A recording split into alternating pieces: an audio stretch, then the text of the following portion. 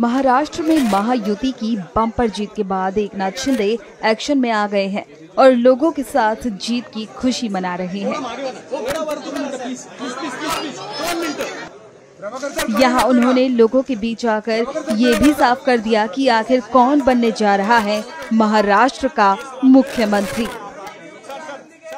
अभिनंदन के फोन आ गए और मैं इतना ये भी कहूंगा कि एक हमारी टीम बनकर हमने काम किया।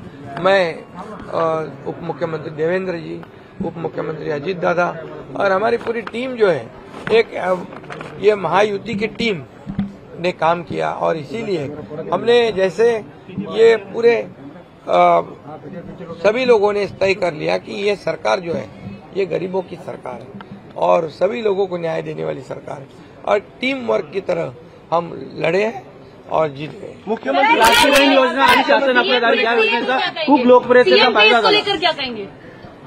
लाडकी बहीण योजना आणि शासन आपल्या दारी ये जो हे जे का दोन योजना ज्या आहेत त्या खूप लोकप्रिय ठरल्या आणि त्यामध्ये मग लाडके भाऊ, लाडके शेतकरी, लाडके ज्येष्ठ सगळे आले, सगळे एक इकोसिस्टम बनवली आणि त्यामुळे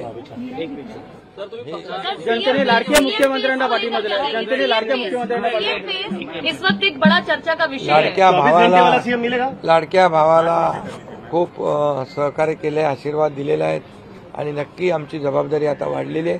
आता हे सगळे आकडे आल्यानंतर, सगळे नंबर अंतिम झाल्यानंतर आम्ही तिन्ही पक्ष एकत्र बसू आणि जो निर्णय आहे तो जसा आम्ही समन्वयाने हा निर्णय घेतला तसा समन्वयाने निर्णय तोही होईल। ज्यादा सीट मतलब मुख्यमंत्री पद है क्या?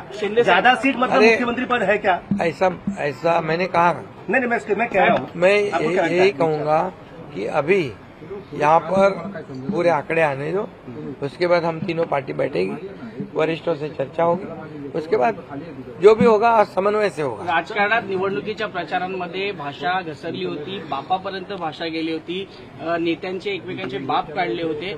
आज राजकारणात कळालं की एकनाथ शिंदेच खरे बाप आहेत। मी बाप ने मी कार्यकर्ता आहे, एक सर्वसामान्य कार्यकर्ता आहे आणि बाप काढला त्यांना आता बाप दाखवला लोकांनी, त्यामुळे आता जाऊ द्या, त्याच्यामध्ये मला काही जायचं नाही। मी आपलं काम करतोय आणि काम करत राहणार।